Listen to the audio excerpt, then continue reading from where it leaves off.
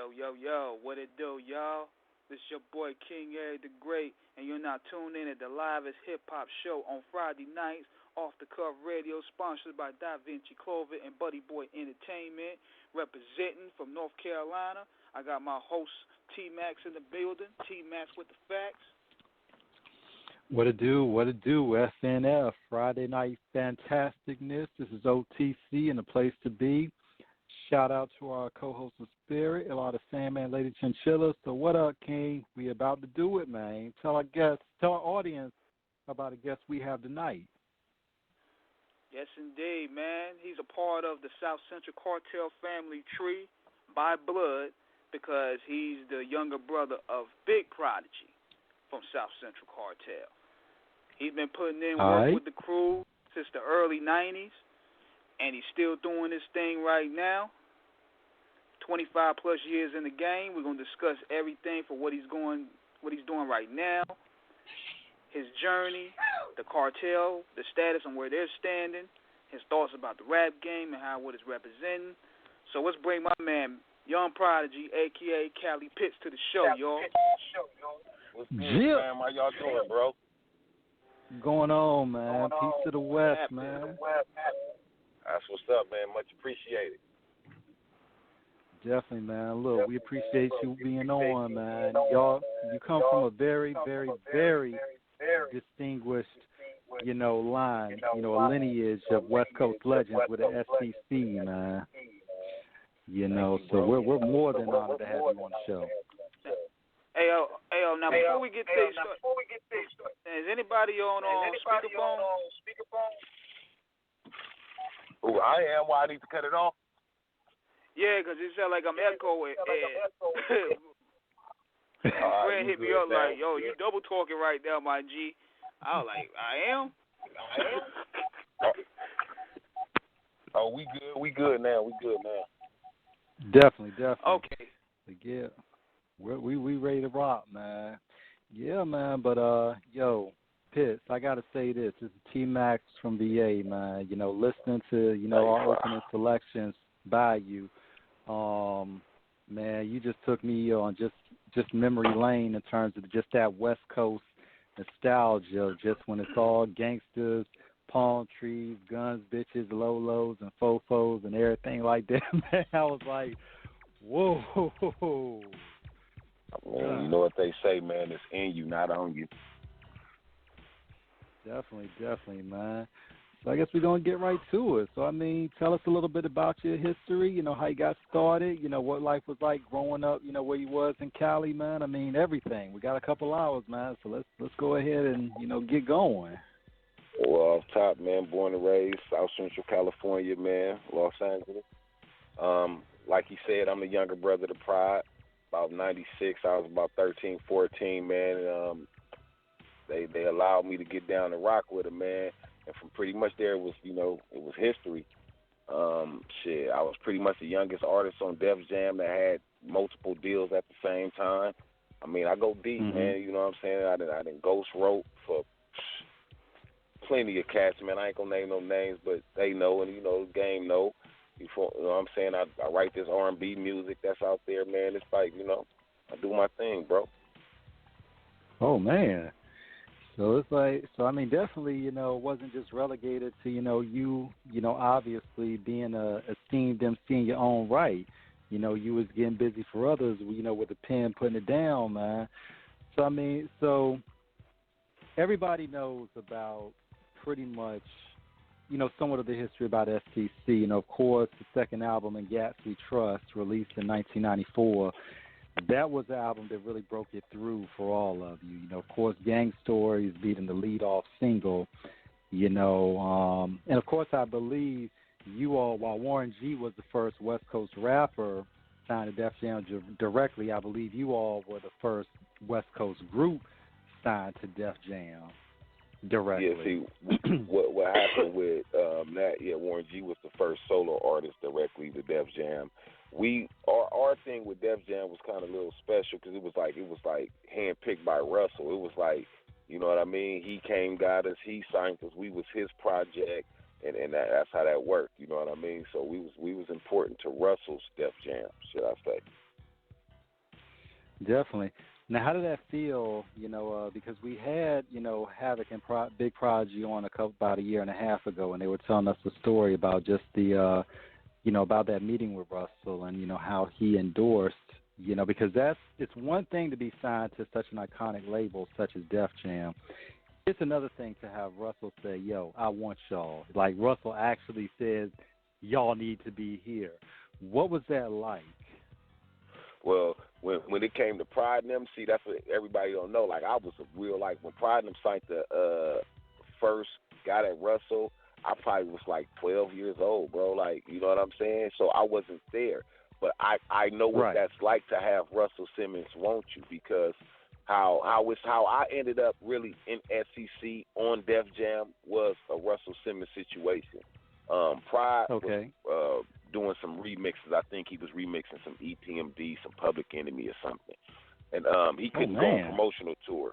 Yeah, facts, man. Big Pride is one of the dopest producers, like underrated, like a lot of people don't know that. You know what I'm saying? But he couldn't go on promotional tour. And I had just started high school. I was like 13 years old. And he asked me would I go on tour for him. And of course the answer was yeah. You know what I mean? So having the Rhyme son had ended up not going as well.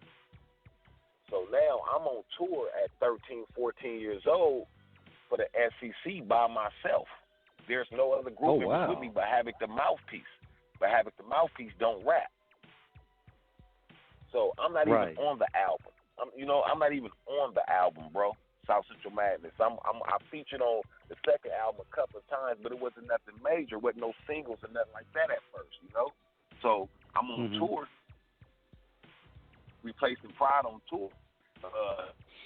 And with me, so I went and put it down. This was SCC first like major promotional tour on Def Jam. So I'm going state to state. I'm rapping, I'm doing shows and shit. So I ended up in Sway and Tech in the morning in San Francisco back in the day, like when he first started and shit. And I'm rapping. I'm Spice One on the radio, if I recall. It was somebody else. I don't remember who it was. Drew Down or Vote was somebody, but I know it was Spice. And they was like, well, telling Havoc, like, go on and rap, bro. Like, you rap now. But that wasn't Havoc the Rhyme son. It was Havoc the Mouthpiece. So he was like, well, I don't rap, but Young Pride rap. I bust, man, and Russell Simmons called. Like, who is that? Like, this Young Pride, man, that's my little brother. He said, tell him he got a deal when he get home. So for Russell to just, make a phone call and tell you he wants you, man, that's big. Like, that's one of the biggest moments of my career, I could say. Yeah, man.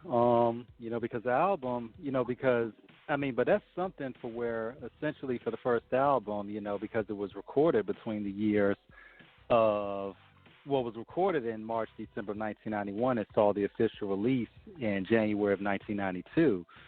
So, for you not to be on it, but to end up carrying the flag for it, that must have been monumental, man. How many kids can say, they in high school and they're like legitimately like not only, working, but they're working traveling the country. That's huge. Right.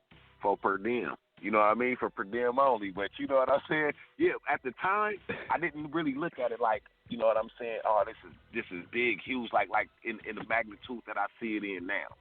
Like now, I see what like that pressure was or that weight was on me. But, then I just looked at it as like, man, I get to go rap. You know what I mean? Simple as that. I get to go rap. That's all that matters to me. Man. But I'm just listening. I'm like just, because I can remember what I was doing at 13, and it damn sure won't be on stage performing in front of thousands. So, right, man. Yeah, man.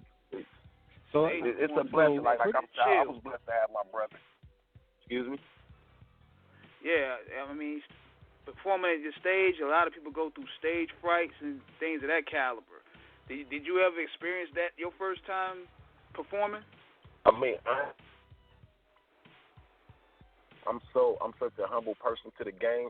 I honestly feel stage fright every time before I even perform. Period. All the time. It's like it's new to me. It's like every time you get on stage, it's not like last time. Different place, it's a different crowd, it's different people. You don't know what's going to happen. You feel me? Mm-hmm. So, right. With me, feeling butterflies every time, but soon as start, and it's all me. I got control. You know what I mean? But I ain't gonna lie, I feel butterflies every time before I gotta rock a show.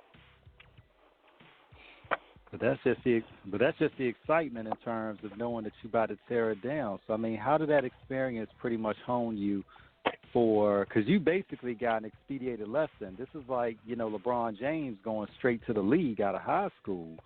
You know, so you're put right you're thrust right into the midst of everything. How would that groom you for the future in terms of really being able to hone your craft from that experience at such a young age?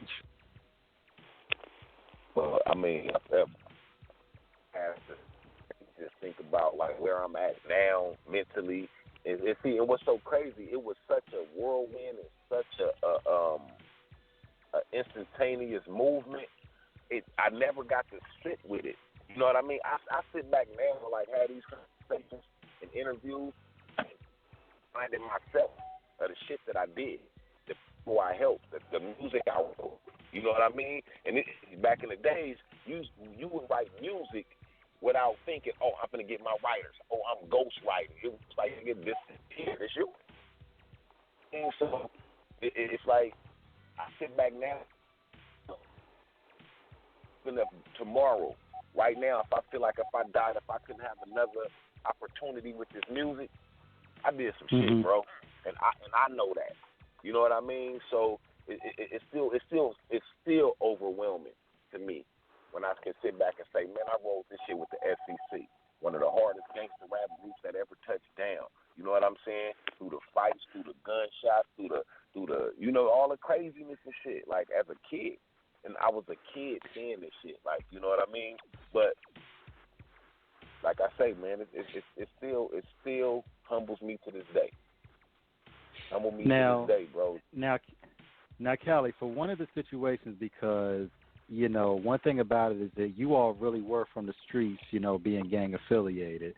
And a lot of artists we see today, you know, try to fabricate their history in terms of really being on the block. But you guys were really getting down. And of course, coming from South Central, you know, shout out, you know, to all my B's and C's and my P's, you know, Bloods, Crips, and Pyrus, you know, all the way from Samoas, all the way to the 60s, you know, all the way to Treetop, all the way, you know, to Avalon. You know, y'all really lived it out there. What was that like in the 90s coming up for, you know, a youngin', you know, out there really, really, really seeing like all of this action go down, you know, close up? Well, all right, man. Two-way answer for me, you know what I mean? Because like as being one of the dudes that was out there pressing and putting that pressure on other cats' heads, you know what I'm saying? It was crazy. Out there living and feeling like you just, everything is in a moment, man. And still to this day, I sit back and think like, damn, I made it through that. Like this situation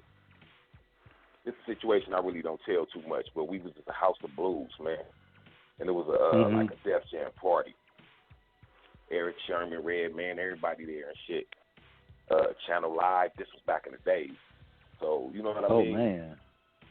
Yeah, I said Channel Live. You know it was back in the days, bro. Madisms, reprogram, right. all Smoking that. Madisms. You feel me? That was my shit, too. I used to like them dudes. And this is what's so crazy. I used to like them dudes as a rapper, right? But we was at the House of Blues. And we mobbing. We in the parking lot, man. Pac mobbing in, Corrupt mobbing in. We murder squad. We gang banging. That's what we did at that time.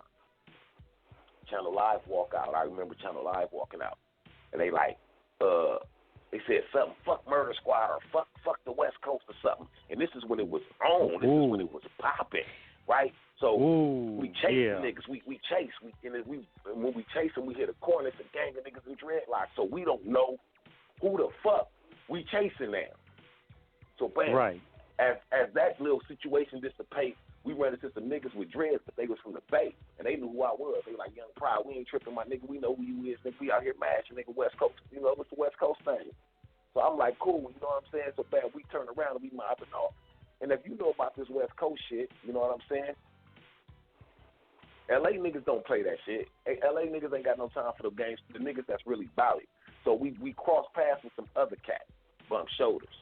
One of my niggas like, hey, watch that low. My nigga like, ain't none of those over here, homie. So that lets you know, we a bunch of Crips, they a bunch of Bloods, off top. You know what I'm saying? So my niggas was precious. Like, we pressed niggas. We made sure you understood and knew who we was. You know what I'm saying? So we when the niggas say, ain't none of those over here, blood, you know what I mean? We turn around like soldiers, like, nigga, what? But the nigga stick his hand out to me, and he shake my hand, and he say, Young Pride. We ain't tripping, homie. We know who you is. It's respect. Like, you know what I'm saying? This is a moment. I was so hot at that moment, everybody knew who the fuck I was in L.A. You know what I'm saying? So it was like I'm shaking this dude's hand, but one of the homies fire on this dude. You feel me? So it's like basically what I'm saying. I'm trying to, in that moment of explaining being on both sides of that fence, my nigga, we putting pressure on people, then we run into somebody, right? And they put pressure on us. I end up getting pistol whipped, getting my head bust all open and shit. You know what I'm saying? Damn. Laid out in the streets and fucking on Sunset, fucking to the moment. And see, I still sit back and reflect like, wow, I made it out of that one. You know what I'm saying? It's like that time, man, was so crazy. Niggas is just now catching up to themselves. Yeah, and see, we're, you know, me and King are older, you know, so we grew up in that era, you know, watching the videos, you know, we knew a little bit about it coming up, man, and, you know, it was really during the 90s. I think that's what a lot of the, you know, our younger audience doesn't really understand about how serious the gang politics were, you know, from the years of 1984 to, you could probably even say 99. You know, I mean, really, it goes into the 2000s though. Like with LA. Okay. Yeah. Go ahead, please. About the 2003, man, 2004. It's still popping. And honestly, it's still popping right now the exact same way, bro. The game is just no longer focused on it. You feel me? It's like nowadays, gang banging is like. It's like luxurized. They didn't luxury made gang banging luxury. You feel me? It's like you can't even be a reputable thug nigga if you ain't got the big chain or you ain't got a Bugatti or some shit like that. So when you see when it's like that in the media, then you stop looking for what it used to be in the street. You look for niggas to look like you see them on TV, thugging like you see them on TV. Right. But no, you come to L.A., niggas still got their pants on 2 sizes too big. Niggas still sagging, big hoodie, low riders and shit. Ain't nobody rolling scrapes and nothing. It's low riders out here. Niggas, you know what I'm saying? It's still that life, bro. It's just been swept under the rug because that life, even though every rapper right now lives a West. All right, let me take it back. I'm running ahead too far. Let me say this is gang. Me and my Go ahead. Boy, No, Wayne, take your time, please. Me and my nigga Gangsta Go Wayne ahead. from Young Murder Squad was chopping it up the other day. And I was explaining, you know, let me ask you a question. Do you feel the youngsters today know what represent hip-hop? I think some do, but I think some really don't understand the real history behind it and paying homage to those that really paved the way, you know, prior to, from both coasts. Don't understand the origin. Now, boom. Now we all on the same plane right now. We on the same plane. Now, how do you get them to understand the origin? What do they have to do to understand the origin of hip hop? They got to go back and do the history in terms of where it started. Facts, right? So let me tell you what I've just told some cats. These cats, I don't knock them for not representing hip-hop or holding hip-hop to the codes that we look at it to, the cloth we feel is cut from, because they don't know what hip-hop is. If you don't know New York rap, you don't know what real hip-hop is. If you don't know what 1520, and if you don't know what, I tell, for all listeners out there, and I may have got the numbers wrong, but I'm I'm pretty sure, I'm 99.9% sure. If people don't know about 1520 Sedgwick, that's considered, in the Bronx, that's where it started, with DJ that's Kool like Herc, Mecca. in terms. You feel me? That's that's the Mecca. That's like Mecca shit. So basically, what I'm saying, I think like if you don't know something, you can't represent it. So when Nas say hip hop is dead, I get him. Yeah, the hip hop we knew, the hip hop we represented, is dead. And if you look at it, the hip hop these kids represent today now is really West Coast gangster rap, because everybody gangbang. Now, how could that not be influenced by West Coast music? Cali, and you hit the nail on the head on so many levels. And this is what King, myself, Chinchilla, Sandman, we all love about the show, because we can talk about so many different elements at any given time. That's why we're called Off the Cuff.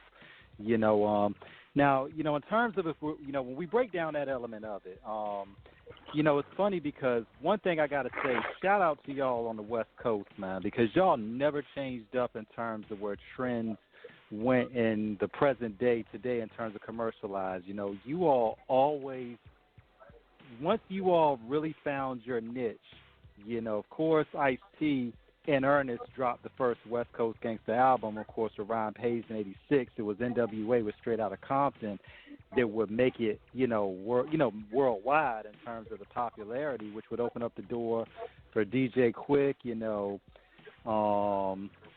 else? King T, who also released his debut, Act a Fool in '88, the same year Straight Outta Compton was released. Compton's Most Wanted will come after this. You all will come after this.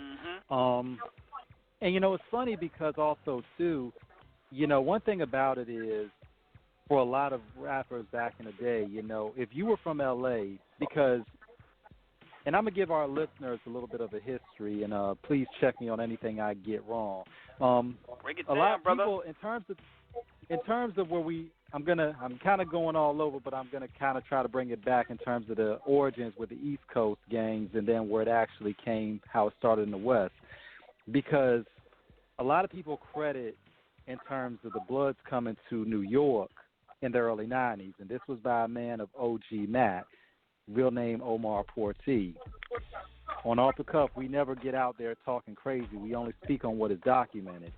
He is credited, and he was born in Los Angeles, and he ended up coming to New York. And, of course, he's credited with starting the UBN, which is the United Blood Nation. That would be the prison gang that ultimately started out from there, which would also end up with other guys who would eventually become part of that, like Sex Money Murder, headed up by Pete Rollitt, and others in Soundview Projects in the Bronx. But in terms of it, when you see a lot of the rappers from the, West Coast in the 90s, if you were from there, because the gangbanging phenomenon had not really hit the East Coast just yet, but if you were from there, then you knew that Dub C, of course, starting with Low Profile, he was 111. MC8 was Tragnu. Rest in peace to Eazy-E. You knew him and Ren were Kelly Park. That DJ Quick was, Treetop. And even going now today, guys like Joe Moses. Big up to Joe representing 5-4 Van Ness Gangsta Brims. P Nice. Shout out to Long Beach. Rolling 20s in the 60s. Of course, Nipsey. Rolling 60s out. So this is like back, but I'm saying back in the day, this was, and there were subliminals too, like Compton's Most Wanted. It's a Compton thing, that the blue cassette, and we thought this was like the illest thing back in the day, but we didn't know like what it really meant at the time. Right.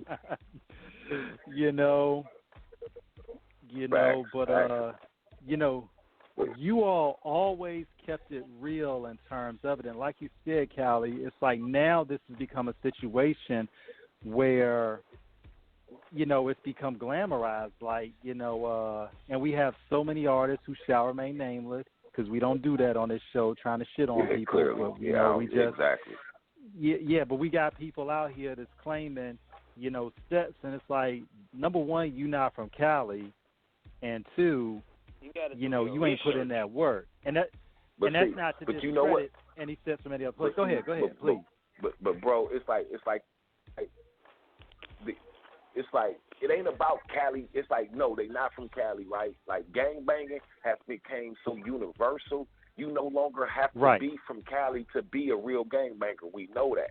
You know what I'm saying? But the point I'm making is this. It's like this, right? Even when Cali was out here with that hard head ass rap, before whoever tagged it gangster rap, because didn't no rapper tag it gangster rap. None of us said that. None of us ever called it that before. Wherever it came from, put it in there, right? That was a media phenomenon. That's why I say wherever it came from. But the point I'm making, even when we was doing it, you see, this is what I be saying about niggas. If you don't understand New York rap, then you would really never understand hip hop. Right. New York rap gave. See, NWA wasn't rapping hood music to me. You feel me? NWA was rapping like oppressed music, like black. You know what I'm saying? Like it wasn't. Right. We didn't consider that to be gangster. Even though everybody called it gangster, we didn't consider, because gangster was what all the rappers you named from them hoods and shit. That's a total different type of rap, bro, than what NWA was doing. You know what I'm saying? That's Compton Most Wanted. That's hood music. That's hood music. You feel me? King T, NWA, they was ghetto kids. They, you know what I mean, from the struggle. But it was more of oppressed music. Like it was more of a it had that New York energy in it, because New Yorkers was rapping about the oppression of what we was going through as black people, having education about themselves. I remember most New York niggas was like college dropouts. You know what I'm saying? Right. Why niggas on the West Coast never made it to high school. So when I say they not the New York, the music is not being represented in the culture no more, to where everybody doing West Coast rap, is meaning that the rap West Coast did wasn't. I'm not gonna say it wasn't hip hop. It was a form of hip hop, but it wasn't the that heart to where what New York held on to, what they knew they had, what they didn't want. Right. When New York used to have a problem with what the West Coast was doing with rap. Because they didn't want it to be destroyed. They seen this day. You feel me? The day when all the kids just want to glamorize Scarface, not the rapper, the actor. Yeah, the actual movie. Yeah, you the feel movie, me? 1983. There's nothing tangible no more in the music business. There's no education no more. We gotta weave and find out 1, 2, 3 out of 100,000 rappers now. When usually it used to be having education about yourself, having a vocabulary about yourself was important to the game, and we learned that coming from East Coast rappers, because West Coast rappers was focused on the oppression of cops and the oppression of my homeboy just killed my brother because they from different hoods, but we all grew up together. Or my cousin, he a blood and we Crips, so we don't fuck with my cousin. You know what I mean? Like, that's what we was talking about. But New York niggas was teaching New York, about. they brought the 5% Nation to the table. They brought you feel me? a lot of the knowledgeable aspects. Self-awareness, bro. It was a lot of self-awareness poor righteous teachers gave me. Like Kim Shabazz gave me that I didn't get from West Coast rappers. You feel me? Like if you really check my lineage, it's MCing. You go listen to my first album, it's MCing. I sold all my units on the East Coast. Oh wow! Cause I'm about that MCing. You know what I'm saying? Like to this day, like I wait for the day they listen. But motherfuckers really listen to me. Like, I know they listen to SCC and they get an overcast of what this guy do. Like, that's why most people don't know I write R&B music, or I write movies, or I write books, or, you know what I'm saying? Most people don't know this shit, because when you mention my name and it's built in with that SCC box, then it's only getting that gangster shit. People only want to hear the gangster shit. People, you know, they don't search the artists on the West Coast. That's, you know, Kendrick got lucky to be able to be respected for what he do as an MC, as well be respected as a kid from these streets. Yeah. Do you think, And, you know, it's too, funny because – go ahead, King. Go ahead. Yeah, I was going to say, do you think, too, is that's a part of the industry itself pigeonholing you based off the affiliation? Or they just pigeonhole the SCC as a whole because of the gangster music that y'all brought to the table? Exactly. See, that's what I think it is. But at the same time, you can't blame no one for what you did. So if that's what we brought to the table, then a person ain't pigeonholing you. They just calling a spade a spade. Right. You feel me? They right. Because it's like this. You can't bring and that's the difference. Look, come on, man. Everybody in the rap game now, whether it's East Coast, South, wherever the fuck they from, it's about guns. It's about dope dealing. About bitches. It's about drug use. Come on, my nigga. That's that shit that they considered the West Coast was bringing into the game that fucked it up, right? Right. Right. So why the West Coast? Why the West Coast only surviving on their old heads? If the whole game across the board is doing West Coast type music, why are we only surviving on our old heads? And you know, Cali, that's real because y'all have some tremendous talents. You know, as you know, me and King, you know, as we talk about on the show all the time, what we call, and it's kind of been put out there in the music circles, is the Young California movement. Because there is so much more. You know, you got groups like Cam and China. Shout out to the twin terrific sisters, right, you know, from Inglewood. Right. You know, you got BG Perico from Broadway Gangster. You know, shout out to AG. From a nigga, you feel me? Yeah. You know, and but there's I be just, speaking on. Go ahead. That's dope, but it's like where is the knowledge for the niggas like Hobson? You feel right. me? Niggas from the coast that just got that body bar. That them bars that body you. It's like it's hard to get respect for West Coast niggas that got them kind of bars. Especially with guys like Razzcast, you know, and he's one of my favorite MCs ever. You know, yeah. You know what I'm saying? But Razzcast, he's very underrated. He don't get his props. Chino XL don't get his props. No complex. We talk about body bars, man. Yeah. You think I think it's also a case, bro, where everybody in hip hop, especially, they want to focus more on feeling it, like melodies and beats and production, and it feels like bars. That's where the game at now. Like third. Oh, bars ain't even existing no more. It's not about a bar no more. Like, but see, like I was telling the homie, Enemy, I was telling Corrupt Cousin, I was like, dude, it's not about the people that don't do it. It's about the people that still do it. Like, if you believe in something, you still do it. That's the only way it's going to exist. You know what I'm saying? So you can't really worry about this not happening no more because it don't benefit you because you choosing to stick to something that's not cultural popular right now. It's about if it's like this, man. And this is blasphemy. I even hate to say this, right? But could we see Rakim coming out with something right now talking about drop that ass in the club?